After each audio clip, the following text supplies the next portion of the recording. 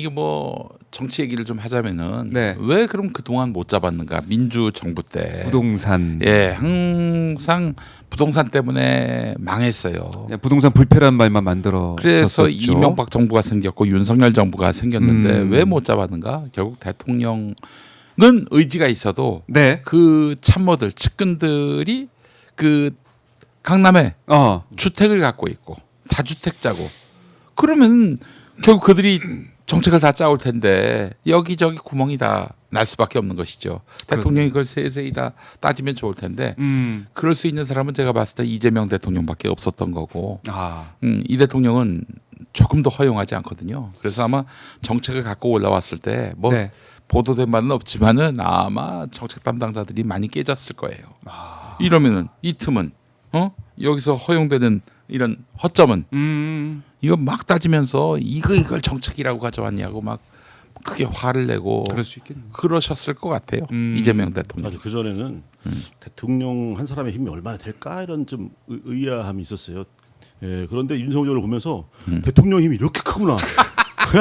이걸 느꼈어요. 대통령 한 사람이 할 수 있는 것이 이렇게 그러게요. 많구나. 네. 그래서 사실 의지가 있다면 그 이전에도 충분히 부동산 정책을 제자리로 바른 모습으로 자리잡을 수 있었는데 사실 다주택자의 눈치를 보는 것 이런 것들은 사실 뭐 기본 근원적 그 뿌리들이 사실 가진 자의 편에 서 있기 때문에 여기서 말하는 가진 자 가졌다고 해서 무조건 잘못이 아니라 나누지 않으려는 사람들, 함께 하려고 하는 것보다는 우리만 살겠다라고 하는 그런 지향을 갖고 있는 사람들이 주축이 된 그 모습의 그 분위기에 그냥 고개 숙이고 그거에 대해서 그냥 그 스스로 그냥 승복하고 들어간 모습이 아니겠는가. 지금의 이재명 대통령은 그걸 당당히 맞서는 사실. 더 대다수 국민들의 뜻을 더 받드는 그런 정말 강단이 있고 용기 있는 그런 대통령이기 때문에 이런 정책을 지금에서라도 하고 있지 않겠는가라는 생각합니다. 그래서 사실 대통령의 힘이면 지금 윤석열 때문에 많이 봤지만 정말 이 강력한 힘이라는 걸 느꼈고 그걸 뒷받침하는 또 국민들이 염원이 있다면 이번에는 꼭 성공할 거라는 생각을 합니다. 그래요. 이번엔 다르다. 이재명은 합니다. 네. 이런 생각. 부동산에 젖줄을 대는 이 자본가들에게 또 젖줄을 대는 언론들이 하는 말이 있습니다. 뭐라고요? 시장을 이길 수는 없다. 네. 그 얘기 우리 많이 들어왔죠. 예, 그래서 저는 그 오세훈 서울시장을 못 이긴다는 얘기인가 그런 생각을 했는데 그런 건 아니었던 것 같고 마켓을 못 이긴다 이런 건데 마켓을 이길 수 있습니다. 대통령의 의지가 확고하답니다. 그리고 참모들을 물샐 틈 없이 이렇게 리드한다면은 충분히 이런 부동산 난맥을 해결할 수 있다. 저는 이렇게 보는 편인데 이 대통령이 경기도지사일 때 경기도시주택공사라고 있습니다. 거기서 이제 이 GH라고 저쪽은 LH면 이쪽은 GH인데 GH 경기 여기서 기본주택 정책을 내놓았는데 무릎을 쳤어요. 이게 뭐냐? 집 없는 사람들이 집을 못 구하잖아요. 집을 줘요. 임대주택으로. 근데 영구 임대주택이야 사실상. 그러니까 본인이 나가서 뭐 내가 딴 집을 갖겠다 이러지 않는 이상은 계속 그 집에 살 수 있게 해줘요. 평수도 다양하게 가격은 정말 너무너무 싸게 그리고 역세권으로. 그러면은 사실 애써서 집을 살 이유가 있는가? 서울만 해도 벌써 10억인데 한 채당. 가격 자체가. 그러면 어떻게 되겠어요? 그러면 집은 거주의 수단으로 바뀌지 않겠어요? 그러면은 누가 애써서 그렇게 무리하게 집을 사고 또 사서 그 폭리를 취하고 그러겠어요? 그 집을 온전한 거주의 수단으로 만드는 것 이게 대통령의 최종적인 정책 목표라고 저는 봅니다. 이 말씀들을 그전에 이재명 대통령께서 뭐 성남시장 경기도지사 할 때 계속해서 이제 뭐 기본소득부터 시작해서 뭐 토지 공개념 뭐 이번 주택 공개념인 거죠. 그렇죠. 이런 말을 하면 빨갱이 사회주의자 좌파 소리를 들었어요. 그리고 시장 제일주의자들은 좀 자유시장 경제를 얘기하잖아요. 보이지 않는 손 얘기하지만 사실 그게 아니고 사실 자유를 많이 얘기하지 않습니다. 저쪽 세력들은 툭하면 자유. 자유민주주의 그냥 민주주의도 아니고 자유민주주의. 근데 그냥 놔두면요 더 큰 자유가 더 작은 자유를 먹어버려요.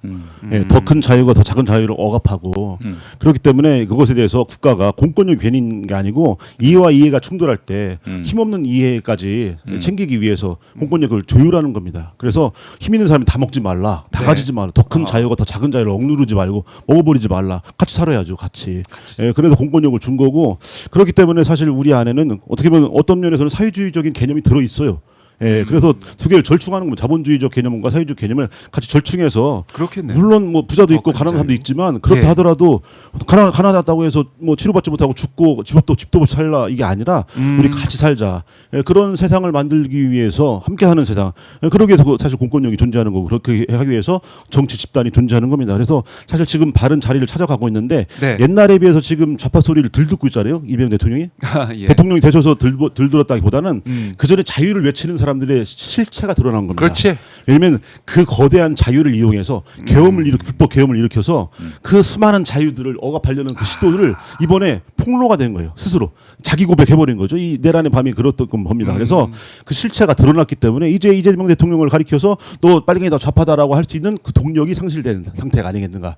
그래서 지금은 예전에 욕을 많이 뭐 좌파라고 욕을 많이 얻어먹었지만 네. 지금의 이재명 대통령은 그게 아니라 정말 보편복지를 향한 그런 모습으로 더 두드러지게 드러나는 게 아닌가 하는 생각합니다.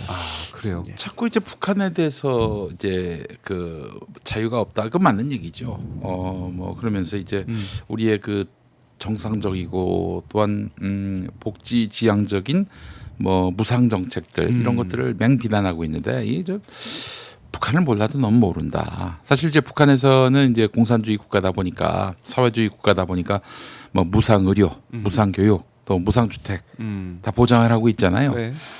그것 때문에 북한이 잘못했다는 것은 아니잖아요.